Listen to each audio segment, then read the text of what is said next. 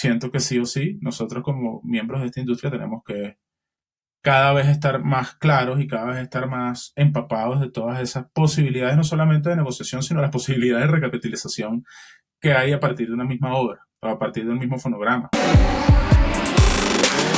¿Qué tal? ¿Cómo están todos y todas? Bienvenidos y bienvenidas otra vez a esta charla sobre la industria musical. Qué bueno que nos estén acompañando. Estamos viendo que han tenido muy buena recepción estas conversaciones que estamos teniendo. Y pues bueno, hoy contamos con la fortuna de tener a Rafa Pino con nosotros, que nos va a hablar un poco de las dinámicas de la industria musical, de los retos que afronta el productor y la productora musical en este ecosistema. Y bueno, Rafa, muchísimas gracias de estar por acá. Cuéntanos un poquito de ti. ¿Quién es Rafa? ¿A qué se dedica?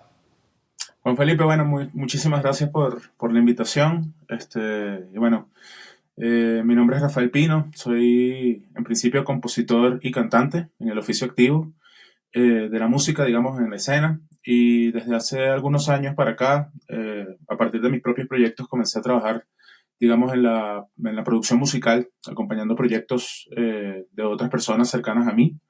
Y ya tengo unos cuantos años acompañando proyectos musicales y bueno, diseñando curvas desde la creación que tiene que ver con el asunto de la obra hasta la entrega de estos materiales a los canales de difusión que ya, digamos, está como más enfocada en lo que sería el producto, en este caso. Tengo desde muy chico en este asunto de la música, tengo desde los 12 años haciendo música. Tengo como este asunto también de la transicionalidad entre los dos formatos de consumo musical que ha habido, el formato físico que nos acompañó hasta hace no muchísimos años y ahora este formato digital con el que vivimos hoy en día. Y bueno, y también me he paseado por un montón de géneros. He trabajado con la música de fusión tradicional de mi país. Yo soy venezolano, nací en Caracas, pero también he trabajado con la música de fusión latinoamericana de otros lugares. Acá en Colombia también he trabajado con agrupaciones que se mueven dentro de esas aguas y he trabajado también con grupos de reggae, con grupos de rap, con artistas de la música frantillana, de la salsa, de la cumbia, con cantautores, porque pues también en este asunto creativo de hacer canciones uno termina como involucrándose y sumergiéndose en ese universo de la canción del autor. Soy fan de la canción, soy fan de lo que puede lograr la canción, digamos, esta que tiene una letra, esta que de alguna manera tiene algún tipo de sentido desde lo lírico. Y bueno, tengo mucho rato también dedicado a la postproducción musical, a la edición de música, y he trabajado también con muchísimos artistas a partir de esa experiencia de sacar lo mejor de lo mejor que se ha hecho en un proceso de grabación o capturas. Y bueno, aquí estamos, dándole todo a este medio, esperando que también el medio devuelva, el medio en sí mismo, digamos, en su dinámica, como dices tú, en su ecosistema, devuelva honores a quien le dedica tiempo, le dedica cariño y le dedica esfuerzo. Y no hablo solamente por mí, sino por un universo inmenso de artistas que están allá afuera echándole piernas a sacar sus proyectos adelante. Rafa, yo creo que eso que dices es supremamente importante porque antes la industria musical estaba muy centrada en las empresas, era una industria a finales del siglo XX eminentemente concentrada en unas pocas empresas, pero con la llegada del Internet creo que ya estamos hablando de una industria de personas y que le da muchas herramientas a las personas para que puedan no necesariamente tener que ver como esa necesidad de ser firmados o de estar en una empresa o en otra para sacar su carrera adelante. Pero quisiera ver desde tu perspectiva si lo ves de la misma manera y además cómo has visto esa radiografía de la industria de antes y de la industria actual.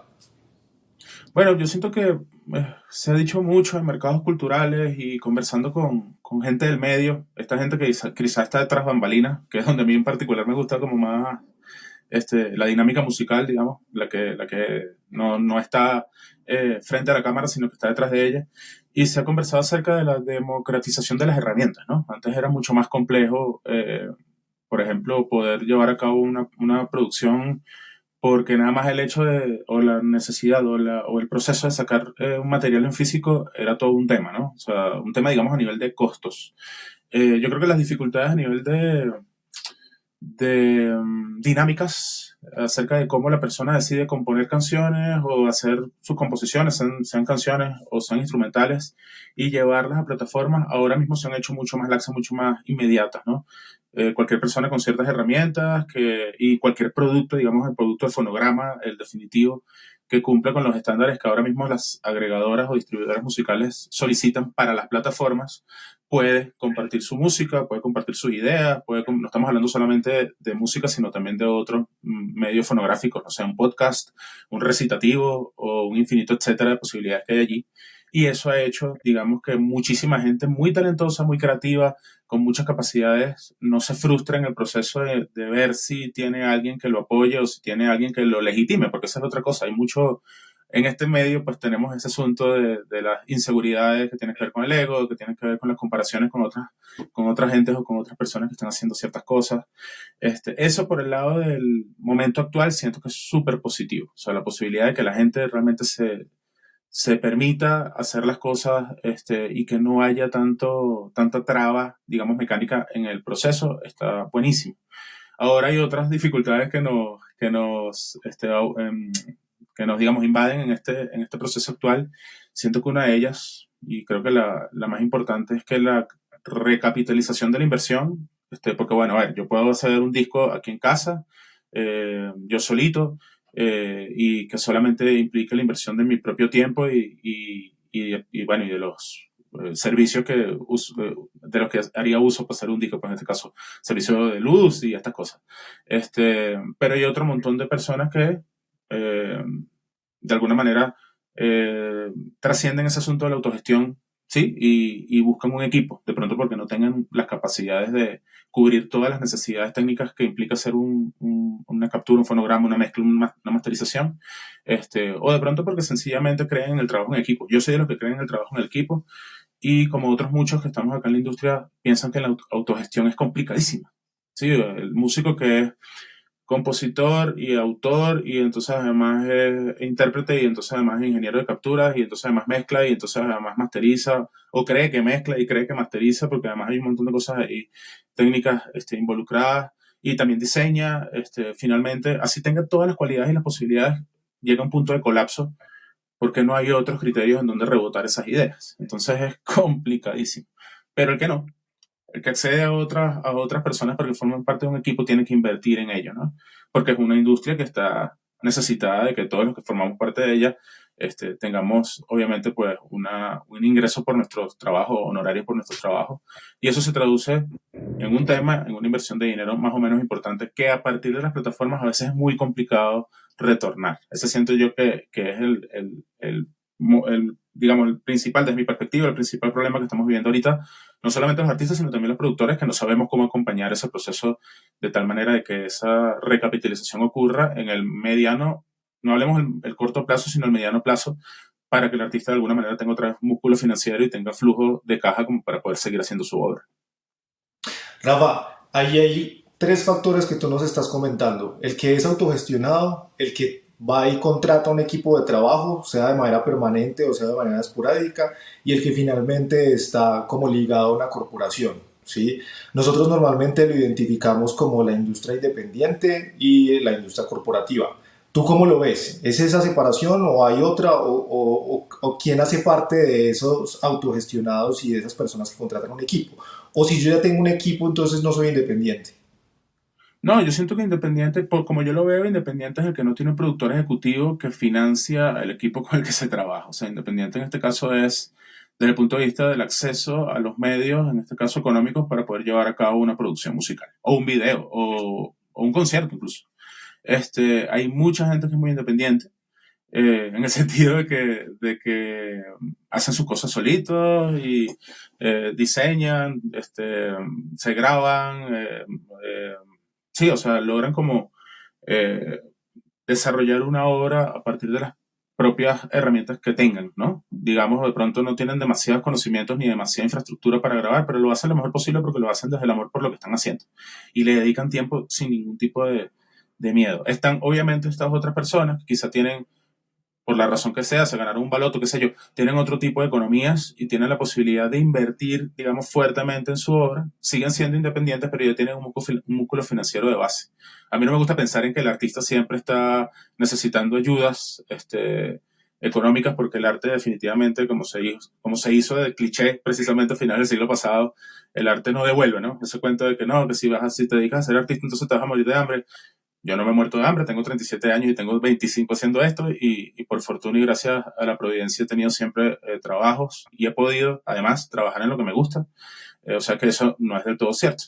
Pero digamos, estas personas quizá tienen una capacidad de inversión distinta a estos artistas que muchas veces nos encontramos, que son muy talentosos, pero de pronto no tienen absolutamente ningún tipo de capacidad de inversión.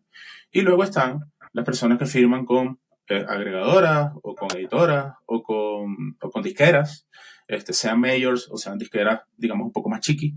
Y en este sentido, pues tienen un contrato, tienen que firmar un contrato, tienen que cumplir una serie de compromisos que tienen ellos con la disquera, compromiso en este caso de deberes y derechos, y la disquera con ellos. Entonces es una relación, digamos, en este caso retroalimentativa de lo que yo le puedo dar a la disquera o lo que yo le tengo que dar a la disquera una vez firma el contrato y lo que la disquera me va a devolver a mí, digamos, como artista en este caso, las cosas en las que la disquera va a servir como ayuda infraestructural, digamos, si es que la disquera, no sé, hace booking y me consigue conciertos, o si es que la disquera se encarga de toda la distribución digital y la promoción de la música que yo estoy haciendo, o si me da un adelanto, que es el caso de, para muchos más simpático, en el que yo no me tengo que preocupar si Spotify o si cualquiera de estas agregadoras devuelve el capital, sino que ya la disquera me pagó a mí un adelanto por mi trabajo y entonces yo me dedico a hacer mi música y bueno, y busco la manera de administrar ese honorario por concepto de adelanto.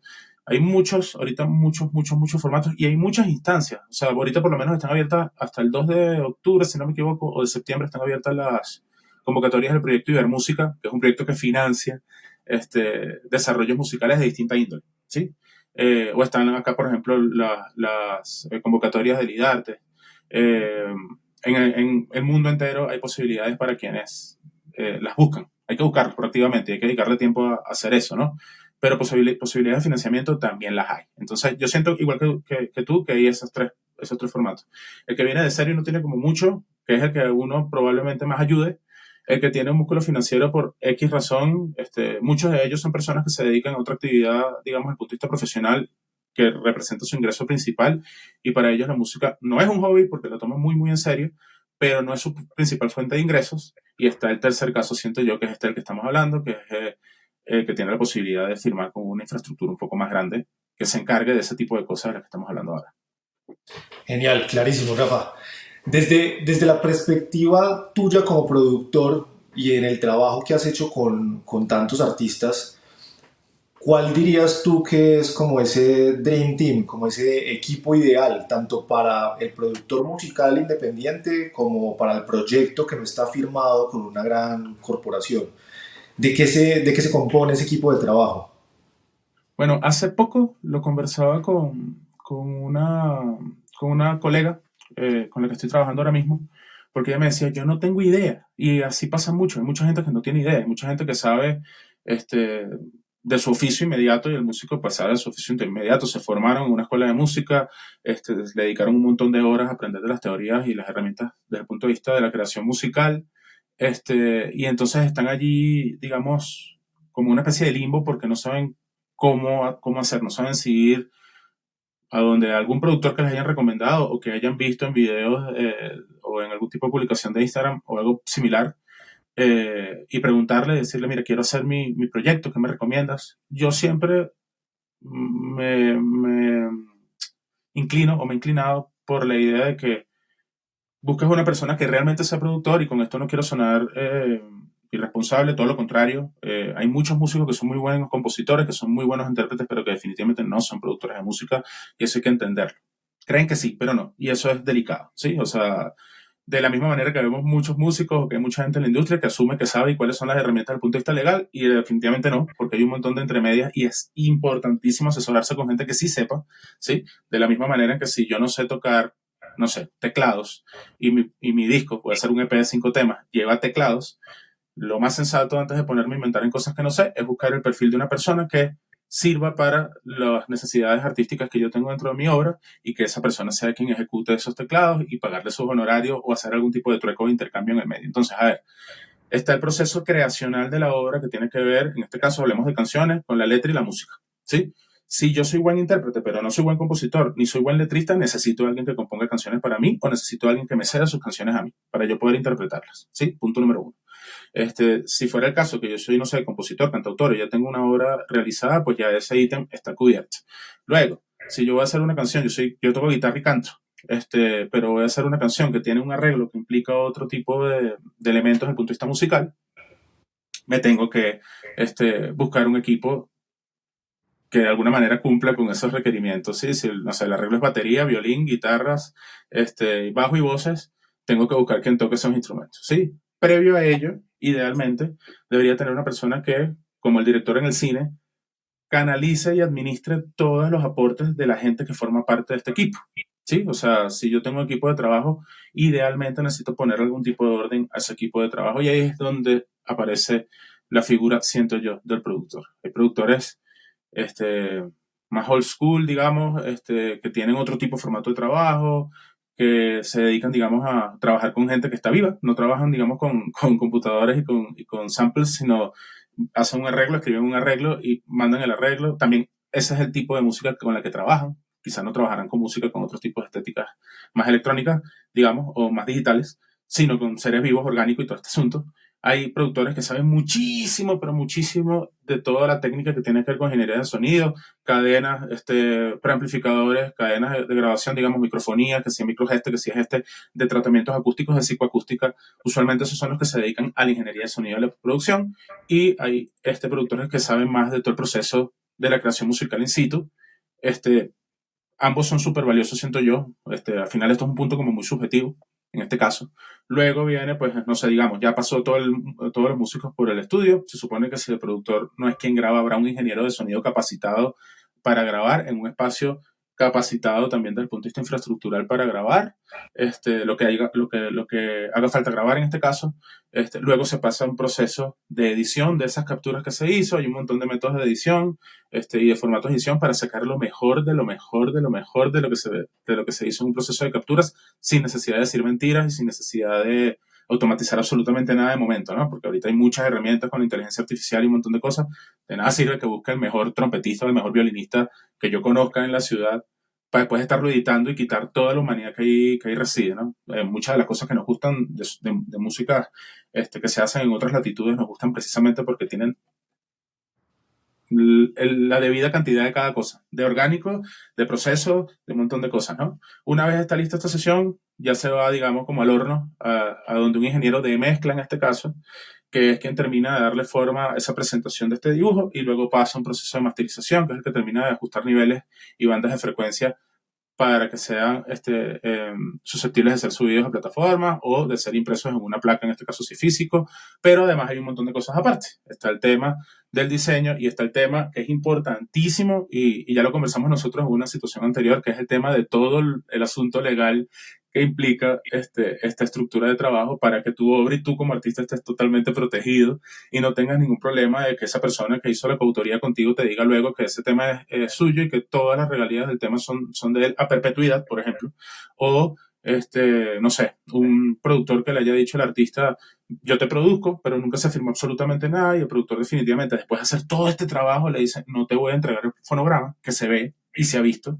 O por X y razón, no sé, pelearon porque uno es fan de un artista y otro de otro, uno tiene unas posturas y otro de otra, tuvieron diferencias personales irreconciliables, en ese caso eso trasciende a lo profesional y entonces el productor dice, no, esa persona yo no le voy a entregar su máster, es más, lo voy a borrar. Pasa, en este medio pasan esas cosas. Es muy loco, uno pensaría que es totalmente antiprofesional, pero pasan esas cosas. Entonces, la mejor manera de evitar que todas estas cosas pasen es blindándose desde el punto de vista legal. Tener a alguien o tener un equipo de trabajo, como ustedes en el caso del RIDE, que te asesore, además que de alguna manera te explique cuáles son estas instancias, para que no hayan dudas, por ejemplo, acerca de si el máster y el fonograma es o no es la misma cosa, que en qué momento uno tiene que separar en este caso porcentajes por conceptos de regalía y un infinito etcétera del que ustedes definitivamente saben más que yo. Rafa, pero hay una cosa que nosotros pensamos y es que los derechos en la industria musical son realmente muy sencillos y lo que más importa es el negocio, las negociaciones que hacen ustedes, los tratos que hacen ustedes, ese día a día, ¿sí? Eso después se traduce en ciertas características legales dentro de un contrato, pero Creemos y estamos seguros y además lo vemos todos los días que ustedes mismos cuando aprenden ciertos temas, aprenden por ejemplo de este tipo de negociaciones o aprenden qué son los derechos conexos y cuál es la diferencia con derechos de autor o aprenden cuándo debe tener una participación una persona y cuándo no debe tener una participación, pues fácilmente lo pueden hacer, ¿sí? Entonces, creo que ese primer piso, que son los temas legales, si se transmiten de una buena manera, pueden ser fácilmente aprendibles por todas las personas, pero nosotros como abogados, por nosotros no, sino en general los abogados, se ha fallado mucho por parte de ese sector legal en transmitir los temas legales o la educación legal o cómo se manejan los derechos en esta industria de una manera adecuada, de una manera sencilla y de una manera transparente sobre todo, porque muchas veces se vive desde la oscuridad que hay dentro de la misma industria y esto pasa para absolutamente todos los actores de la industria musical, ¿sí? Y como te digo, lo vemos todos los días, que las personas a veces hacen un contrato desde la plataforma y lo siguen haciendo fácilmente porque es muy repetitivo. Seguramente tú ya tendrás un esquema de negociaciones que repites y repites y has repetido durante X número de años. Entonces hablemos un poquito de eso. ¿Qué negociaciones pueden hacer los productores musicales? ¿Qué negociaciones haces tú con los artistas? ¿Cuándo te repartes derechos de autor? ¿Cuándo te repartes derechos conexos? Bueno, fíjate que tengo un amigo que trabaja con una distribuidora con el que vengo trabajando en todo este asunto de la música hace un montón de tiempo que hasta hace un poco antes de la pandemia me repetí insistentemente, haz un contrato, haz un contrato, haz un contrato. Porque uno también trabajando con artistas noveles pasa por muchas cosas que le irritan, ¿sí? O sea, y tiene que ver con, creo que hablamos también en ocasión anterior el tema de la trifecta, ¿no? Hay gente que es muy talentosa, o digamos, tenemos tres ítems, el ítem del talento, está el ítem de la disposición, el tiempo y la dedicación, y está el ítem del músculo financiero del que ya conversamos. Cuando la persona tiene las tres, es talentoso, dedicado y tiene una obra bonita, que además eso también es sumamente subjetivo, este, dedicado, digamos, a su obra, digamos. Y también es responsable, llega a tiempo al estudio y llega a tiempo a las cosas que tiene que hacer y tiene una posibilidad desde el punto de vista de inversión. Usualmente los proyectos tienen, desde el punto de vista de el primer paso que tiene que ver con hacer una obra bien hecha, tienen un éxito total. Son personas que se dedican siempre a buscar posibilidades para promover su trabajo, para hacerlo visible, para encontrar conciertos, no le tienen miedo al en vivo, que siento que ahorita que es un asunto importante, que es que, bueno, gente que va haciendo de tema en tema no tiene posibilidad de hacer un concierto completo. Hay otro montón de escenarios y de medias tintas en todo eso. Y la dificultad más grande que uno encuentra, digamos, que frustra a los artistas, pero también a los productores, es poder llegar a un formato de trabajo desde el punto de vista legal que se cumpla y se respete. ¿Sí? O sea, que se cumpla y se respete. Porque, no, el ensayo es de 4 a 6, entonces, bueno, un montón de gente llegó a 10 para las 4, otro montón de gente llegó a las 4 y cuarto, hubo gente que no llegó. Entonces, ahí esas son las cosas que uno dice, bueno, es un medio que todavía necesita sincerar ese tipo de dificultades que han existido desde hace un montón de tiempo, pero sobre todo sincerarlas en pro de que no de asumir que somos irresponsables o que no somos cumplidos o algo por el estilo, sino por el contrario, de que a partir de ese cumplimiento de esas posibilidades nosotros podamos potenciar nuestro trabajo, podamos decirle a un cliente que de pronto nos está ofreciendo subpagar nuestro trabajo, mira, no, no. ¿Por qué no? Porque mi trabajo vale de la misma manera que vale el trabajo tuyo, o el trabajo de un albañil, un carpintero, o whatever, cualquier oficio que digamos, represente, digamos, un trabajo y que requiera o que también eh, justifique un honorario en este caso. Entonces, desde la producción, en mi última experiencia, desde ese momento que mi amigo me está diciendo dos contratos, yo estoy tratando de establecer, hasta que los conocí a ustedes, estaba tratando de establecer como esquemas de trabajo en el que la persona, a manera de acuerdo, que no tiene ningún tipo de trascendencia legal, pues no está de alguna manera amparado por ninguna ley específica, firme y se comprometa. ¿Sí? Mira, el formato de trabajo es vamos a trabajar en tiempos, porque esa es la otra cosa que pasa en esta industria, que es que, mira, vamos a producir un tema, bueno, ok, marzo, abril, mayo, junio, entonces marzo se arrancó y se arrancó con buena fuerza, luego algo pasó, y eso se dilató y se dilató y se dilató, y entonces son artistas que tienen un año, 2 años, 3 años esperando que se cierre su obra, y eso es sumamente frustrante para el artista, sumamente frustrante para el artista. Entonces ese primer contrato creo que tiene que ver productor-artista, tiene que ver con los parámetros en los cuales uno va estableciendo el formato de trabajo, los tiempos en los que se va a realizar esa obra, los costos asociados a esa obra y si hay algún tipo de excepción por la naturaleza que sea, porque de pronto yo como artista quiero que el bajo lo grabe mi primo, porque es que mi primo siempre ha sido el bajista de mi proyecto y resulta que el primo va al estudio, se pierden 4 horas del estudio tratando que el primo grabe lo que tiene que grabar y no lo logra porque no tiene quizás las capacidades. Y eso está muy bien, todos estamos creciendo, todos estamos evolucionando y estamos aprendiendo en esta industria. Sin embargo, si eso ocurre y el artista se empecina en eso y el productor levanta las manos porque la obra es del artista finalmente. O sea, el productor, los músicos, intérpretes, el ingeniero de mezcla, todos trabajamos para la obra, no para el artista, para la obra, pero la obra es del artista. ¿Sí? Entonces, si el artista no está conforme porque el productor tomó un montón de decisiones alrededor de su obra y definitivamente se sintió de alguna manera desamparado con sus gustos, digamos, o sus interpretaciones, o sus intenciones, o sus deseos o anhelos desde el punto de vista artístico, eso es una obra que probablemente el artista la agarre y la guarde. Como cuando la gente de chiquita le compraban ropita. Es como, te vas a poner esto. Entonces uno salió a la calle con una vaina que no le gusta, pero bueno, no tiene opción porque no tiene todavía autonomía para. Sin embargo, en el futuro, gente que tiene un montón de traumas con ese respecto. Entonces, el primer contrato es ese, siento yo. O sea, la primera instancia legal es esa. Una clarísima distribución de deberes y derechos, obligaciones y de compromisos entre el artista, en este caso sea una banda o sea un proyecto independiente, y el productor. Eso por ese lado.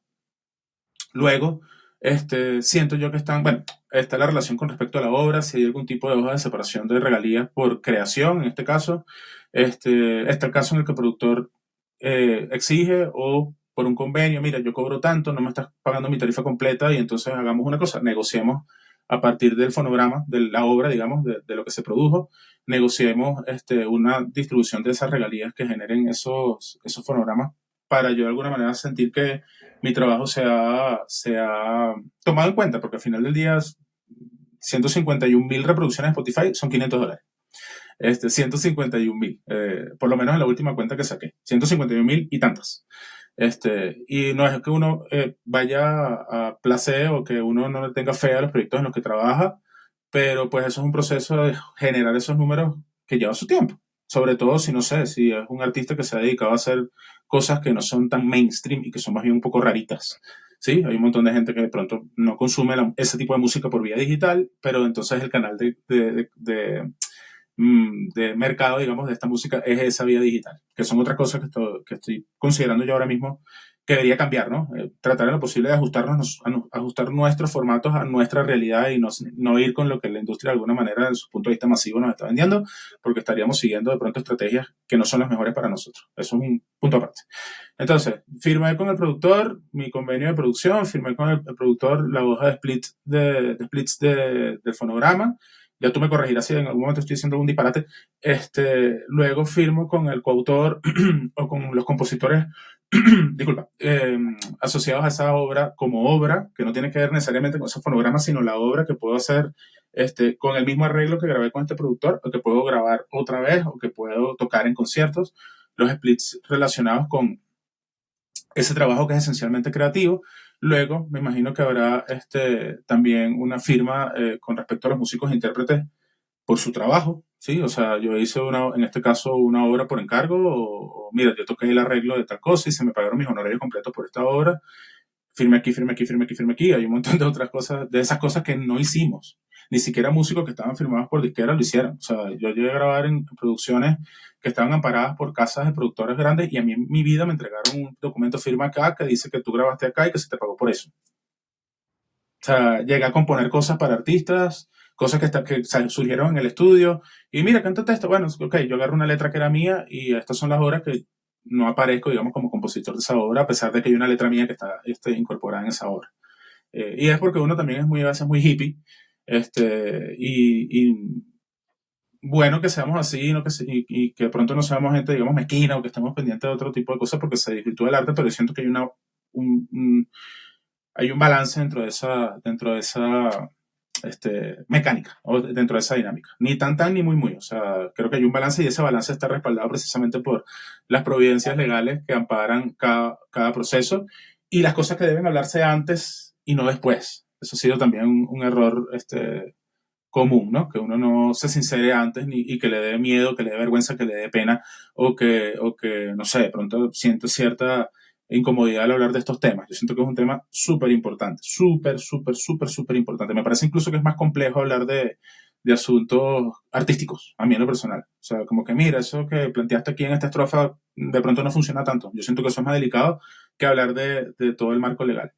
Y pues luego, me imagino que, bueno, si alguien, no sé, negocia el fonograma, o sincroniza, me imagino que habrán otras instancias legales que ampararán eso. Por ejemplo, con las sincronizaciones hay un montón de mitos.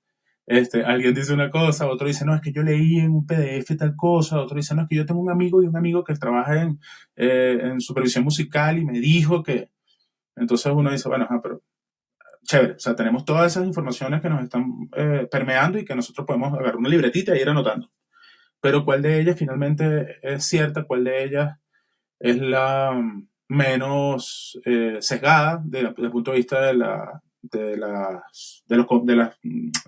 beneficio, de las conveniencias de las distintas instancias que hacen vida dentro de este proceso? ¿Cómo me logro proteger en ello y cómo logro aprender de ello? Porque hay gente que ni por más que lea ese tipo de documentación entiende, se frustran y no entienden y necesitan a alguien que los asesore. A una persona que de alguna manera le diga, ok, chévere, yo voy a velar por tus intereses en ese sentido y necesito que me entregues toda esta información. Como quien está haciendo sus cuentas de declaración de impuestos y definitivamente no es asesor y va y se le entrega a un contable para que el contable lo asesore en ese caso porque no es su área de experticia ni tiene la más mínima intención de que lo sea. Sin embargo, siento que sí o sí, nosotros como miembros de esta industria tenemos que cada vez estar más claros y cada vez estar más empapados de todas esas posibilidades, no solamente de negociación, sino las posibilidades de recapitalización que hay a partir de una misma obra, o a partir del mismo fonograma, o a partir de una misma producción, sí, un mismo producto, digámoslo así. Eso así lo veo yo a grandes rasgos. Yo sé que seguramente tendrán otro montón de detalles entre medias, pero siento que es importantísimo, sobre todo en este momento histórico, que lo conozcamos muy bien. Mira que me gusta muchísimo lo que estás diciendo porque da realmente como una radiografía de lo que era la industria antes, de lo que es ahora y de esos esquemas de trabajo que se están cada vez implementando más. Todas estas personas que no estaban reconocidas como compositores o que no tienen regalías de todos los fonogramas en los que participaron e incluso de los que eran dueños, se dan por una vaina que era la falta de conciencia de los derechos que se tenía en la industria anterior, ¿sí? En la industria de hace 10 años, donde simplemente querías eso, ser firmado por una disquera o por un sello o por cualquier entidad, se quedaban con todos tus derechos, tú ni siquiera sabías que tenías unos derechos o unas posibilidades de monetización o de fuentes de ingreso, entonces ya cuando te das cuenta, pues es un poco tarde, ¿sí? Y empiezan a reestructurarse. Y eso, digamos que es muy malo, pero eso es lo que ha posibilitado que haya ese cambio de conciencia y que ahora haya más conciencia sobre los derechos. Y también me agrada mucho lo que hablas del esquema de trabajo o ese planteamiento de las negociaciones, porque es mucho de lo que nosotros estamos haciendo en Allrite y de cómo empezamos a construir la tecnología que tenemos actualmente. Entonces tú tienes un módulo de contenido donde encuentras, por ejemplo, una asesoría sobre cómo trabajan los productores musicales y cuáles son los derechos de los productores musicales. Y ahí te explican absolutamente todo lo que tiene que ver con derechos de autor, derechos conexos y con muchas de las formas de negociación que tú nos has planteado hoy. Está también el tema de sincronización. Entonces encuentras a Luis Lizaralde hablándonos de cómo hacer dinero licenciando música para medios audiovisuales. O sea, es el gerente de licencias de Sony Music que te está diciendo, esto es una licencia y así se negocia la licencia y cada que tú vayas a negociar una licencia puedes venir a ver esta asesoría para que refresques tu conocimiento y no cada vez ir donde un abogado. Ya después pasamos al tema de los contratos, entonces está todo ese flujo de contratación del que tú nos comentabas, el contrato con el productor ejecutivo, con el productor musical, el contrato con el productor fonográfico, el contrato con los compositores, los releases de músico de sesión, los split para que puedan precisamente derivar esos derechos o esas regalías como lo quieran hacer. Y finalmente un módulo de catálogo. Ah, bueno, no, antes de eso está el módulo de firma donde pueden firmar electrónicamente todos esos documentos para que no tengan que firmarlos en papel, porque tú y yo sabemos que firmar en papel no sirve de nada, ya después nos Mm. toca ir a hacer un dictamen grafológico y eso es un costo supremamente alto e innecesario. O ir a una notaría, pues que también es un poco engorroso, pues pueden firmar ahí electrónicamente. Pero el más bonito, o uno de los que nos gusta más en Allrate, es el módulo de catálogo. Y es donde tú puedes entrar y crear el perfil de artista, crear los álbumes que tienes, las canciones y tener como toda la trazabilidad de tus derechos ahí. En cuántas composiciones has participado, en cuántas letras has participado, en cuántos fonogramas has participado, qué porcentaje tienes en cada uno. Es como tu claridad de todo tu trabajo, ¿sí? En cuanto a derechos. Entonces, de verdad me alegra un montón que nos estemos alineando con esos esquemas de trabajo que tú has construido a través de la experiencia, de todo lo que has tenido que enfrentar seguramente y que creo que para las nuevas generaciones sirve un montón, ¿sí? Pero hay un punto que nos falta y es sumamente importante que lo hablabas ahorita, y es ese tema de, bueno, ¿cómo voy a haber yo retribuido toda esta inversión que estoy haciendo? ¿Cómo realmente puedo habilitar todas las formas de negociación que tengo? Porque es que a veces las personas solo conocen una, dos, tres formas de negociación o de fuentes de ingreso cuando hay más de 25 formas o fuentes de ingreso diferentes. Entonces, ¿tú cómo ves ese punto? ¿Cómo realmente puede hacer un proyecto dentro de la industria musical para hacerse de esos recursos o hacerse de ese retorno de inversión que a veces, muchas veces es alto? Pues lo primero creo que tiene que ver con el hecho de no seguir a priori formatos de otros artistas, ¿no? O sea, uno puede pensar en cómo lo ha hecho, no sé, Bad Bunny o Rosalía, o cómo lo han hecho, no sé, cualquier cantidad de artistas que uno admira, pero uno debe también pensar objetivamente o tratar de que ese proceso sea lo más objetivo para también saber cuáles serían sus fuentes de recapitalización. Hay gente, como te digo, que tiene una muy buena actividad en vivo, ¿sí? Y está grabando un disco después de 5 años, pateando la calle y presentándose en distintas instancias, cuya, desde mi perspectiva, cuya principal fuente de ingreso o la más inmediata, siento yo, es el en vivo, ¿sí? O sea, el en vivo da unas posibilidades de recapitalización que muchas veces otra instancia no la da. Sí, si tú eres un artista ciertamente reconocido y tienes tu fee y te contratan para hacer conciertos, muy probablemente esa sea tu mayor fuente de ingreso y de actividad musical además, ¿no? O sea, la forma en la que de pronto compartas más directamente con tu público objetivo, con tu target objetivo, con la gente a la que tú diriges tu música, ¿sí? Esa es la otra, el asunto del target objetivo, siento yo también que es importante, como definirlo y establecerlo y que esté claro, ¿sí? Este, yo creo mucho en el merch, pero siento que el merch debe estar asociado a la admiración por la obra principal, que es la música, porque si yo invierto un montón de plata en hacer música para estar vendiendo luego franelas y que todo el dinero venga de venta de franelas y no de la música que estoy haciendo, me puedo saltar el punto de hacer la música perfectamente. Esa es mi opinión. O sea, yo he tenido como mis encontronazos con gente que no piensa igual, pero pues yo le preguntaba a esa gente por qué llegaron a comprar ciertas cosas, ciertos productos que venden ciertos artistas, y no, por la admiración que siento por el artista, por su música, digamos. Y bueno, ¿y serías capaz de comprarnos un formato en vinilo o un formato en cassette de esos artistas? Sí. Entonces, hay casos en los que definitivamente no. O sea, se reduce el consumo de la música por ahí a plataformas y bueno, hay gente que tiene franelas de Kiss, camisetas de Kiss o camisetas de, no sé, de Guns N' Roses. En su vida han escuchado Kiss y Guns N' Roses, sencillamente que la vieron, me gustó y me la compré. Mira, esa es una banda, o mira, esa es una camiseta de una banda japonesa. Ah, mira vos. O sea, no tienen quizá, digamos, esa idea de la obra principal. Sin embargo, el artista que tiene la capacidad de mercadear ese tipo de productos va a recibir un ingreso. Además, aparte, ese producto implica una inversión adicional, siento yo, ¿no? Tú dijiste 25 y yo te digo sincera y honestamente que no conozco más de 5 o 6. Eso quiere decir que definitivamente todos, incluso quienes de pronto tenemos más tiempo en esto, hemos estado acostumbrados a un formato tradicional, ya en este punto, y hay que decirlo de alguna manera anacrónico a lo que estamos viviendo hoy en día. Entonces tenemos que buscar la forma de poder otra vez ponernos al día con respecto a esas múltiples posibilidades que hay para capitalizar a partir de la realización de una obra. Eh, yo en lo personal que me he movido mucho con música de fusión folclórica, siento que las personas que quizás están metidas en circuitos de música más mainstream, que seguramente son muchas más de las que nos dedicamos a estos otros géneros, eh, tendrán acceso o no, eso dependerá de con quién trabajan, tendrán acceso a asesorías de este tipo por parte de sus mecánicas de trabajo, ¿no? Por parte de la gente con la que trabajan. Porque me he encontrado con todo, cualquier cantidad de cosas. Gente que me dice, por ejemplo, no, yo tengo un montón de vistas en mis producciones en YouTube y eso ha sido a partir de la gente con la que trabajo. Y uno se mete en YouTube. Yo soy demasiado cable gris en ese asunto y comienzo como a revisar los comentarios porque entonces hay 57 comentarios y bueno, vamos a ver qué opina la gente, ¿no? Como más como por termómetro. Entonces, muy bonita tu música, saludos.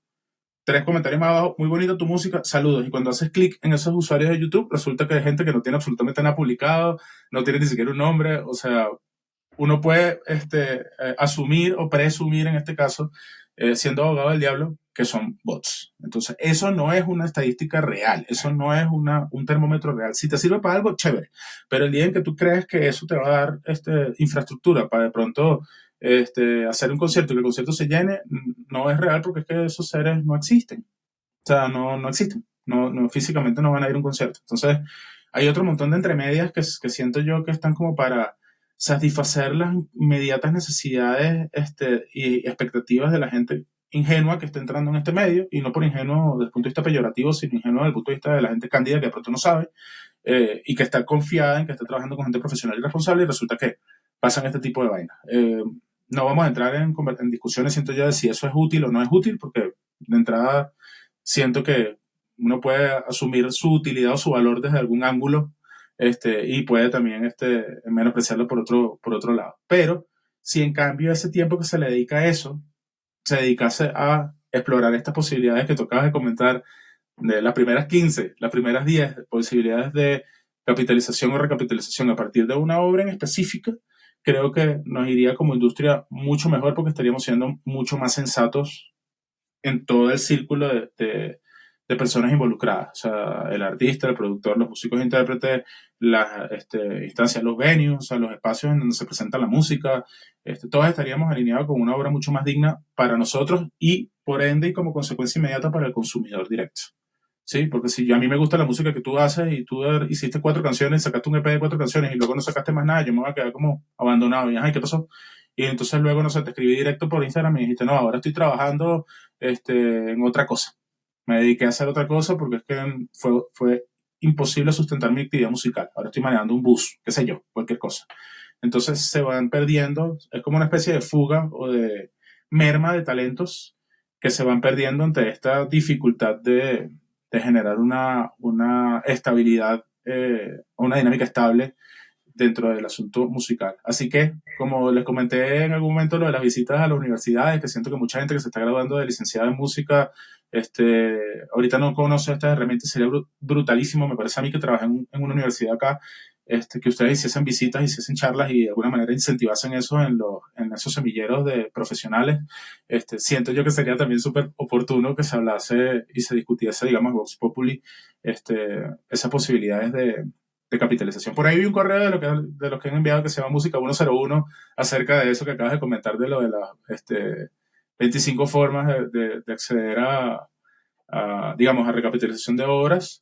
Yo honestamente te digo, no, hasta ahora no lo he ojeado porque he estado con 1000 cosas encima, pero son herramientas que uno tiene a la mano. Es como si quieres buscar ciertas informaciones y las encuentras de pronto en YouTube o en alguna otra plataforma. Yo siento que son cosas que uno no debe procrastinar tanto, porque son cosas que inmediatamente van a dar resultados y van a devolver resultados a la obra y a la actividad musical de cada uno de nosotros, pero que es necesario gritar, porque ahorita vivimos un momento de muchísima inmediatez, donde hay muchísimo ruido entre cosas que son valiosas y cosas que de pronto no lo son, a gusto facultativo, cada quien decidirá que es valioso para sí mismo y que no lo es, pero hay muchas cosas que se convierten en mito, el mito de la falacia. O sea, si fulanito lo dijo, de pronto es cierto, pero entonces tampoco me preocupo por investigar más allá de eso.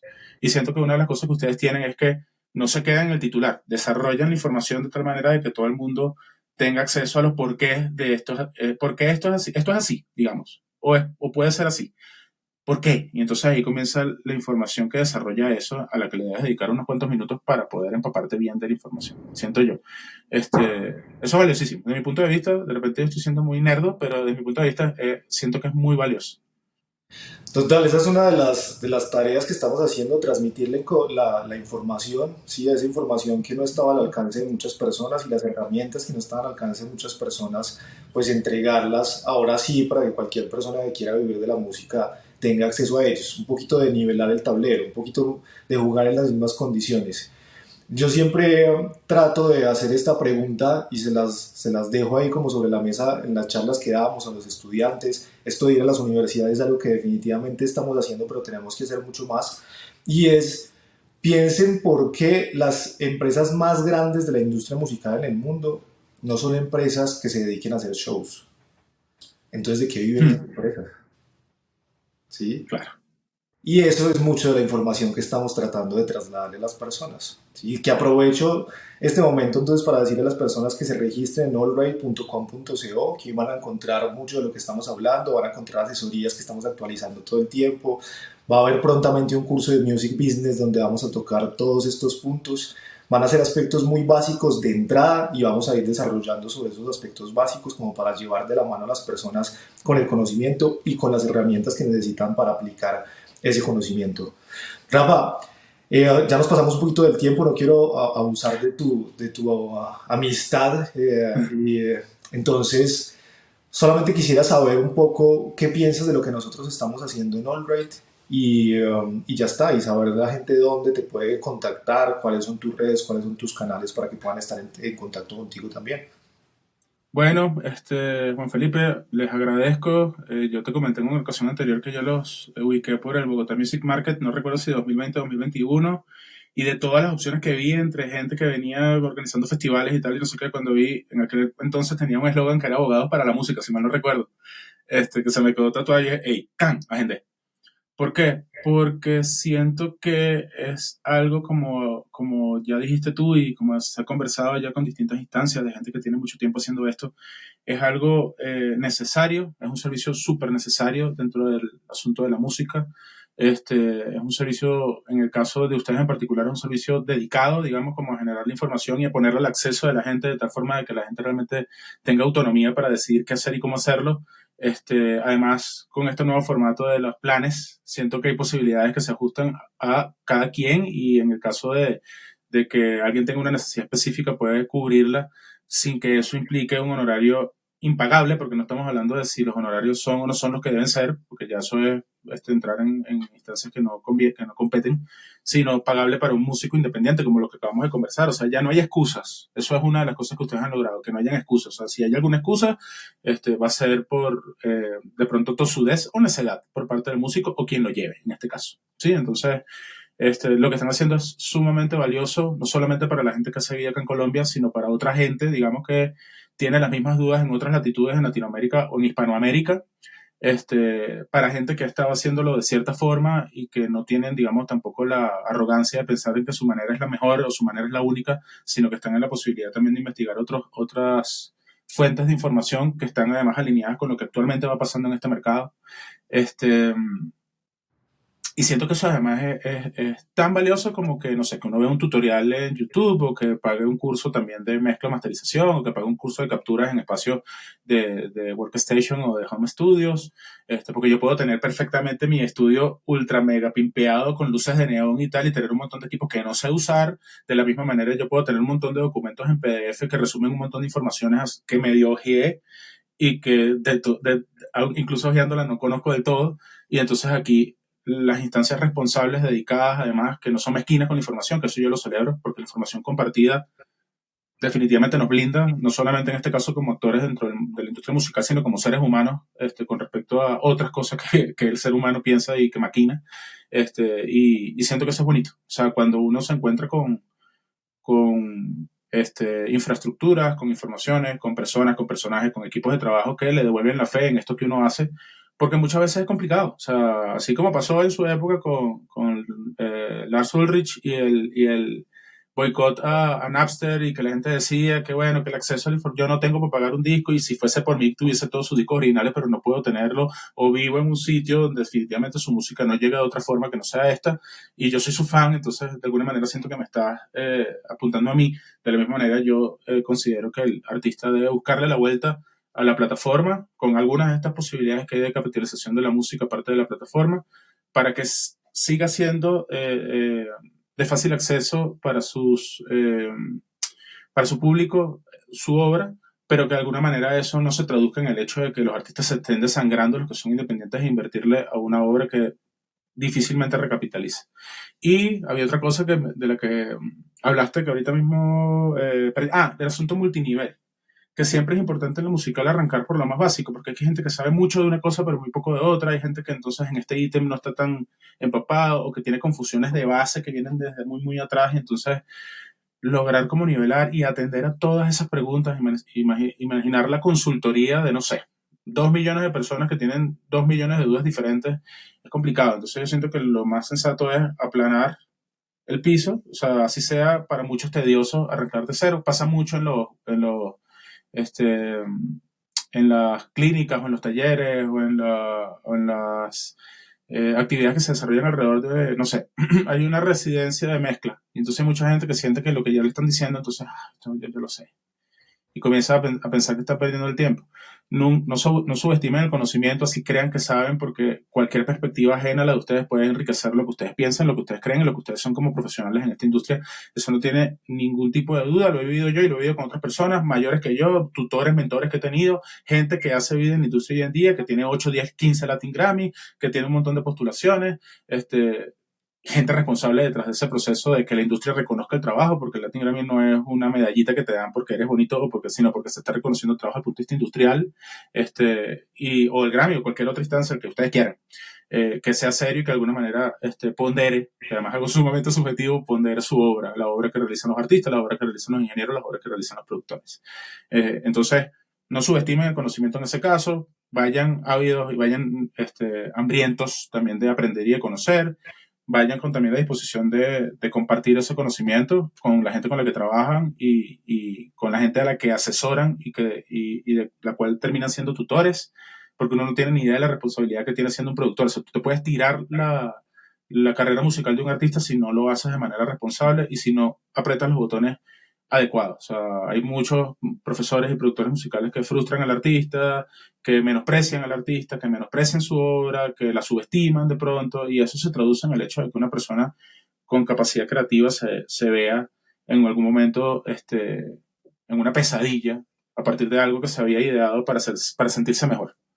Sí, o sea, para entregar algo de lo que es, ¿no? Además que es una cosa que es sumamente personal. Y para finalizar, pues, si me quieren escribir por Instagram, rafa.pino, mi obra está en plataformas digitales, rafa.pino, tuve un proyecto nominado Latin Grammy hace unos cuantos años, se llama El Tuyero Ilustrado, y bueno, por ahí nos vamos viendo. También cualquier cosa que necesiten y esté a mi alcance, bienvenidas y bienvenidos, y bueno, métanle el ojo al RAI de todo lo que están logrando si tienen inquietudes de esta naturaleza de lo que acabamos de conversar este rato, porque siento que les va a hacer además la vida mucho más fácil y les va a generar tranquilidad, que es súper valiosa en este medio, en este momento histórico de tanta inmediatez y de tanto consumo tan locote de informaciones de distinta índole.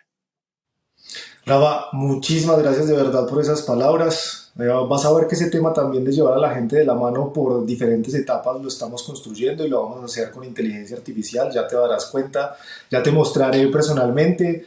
Nosotros decimos que queremos inteligencias artificiales trabajando para las personas que hacen arte y no haciendo arte. Creo que no es el uso que le debemos dar a las inteligencias artificiales. Y también hay un aspecto muy importante y es que las sociedades se construyen con base en compartir la información. Entonces, basta ya de guardar información, de ocultarla y menos en una industria como estas que vive y se soportan los derechos. Entonces, definitivamente tenemos que trasladar esa información todo el tiempo. Millones de gracias a ti por el tiempo, muchas gracias a todas las personas que nos ven y nos vemos en una próxima entrevista.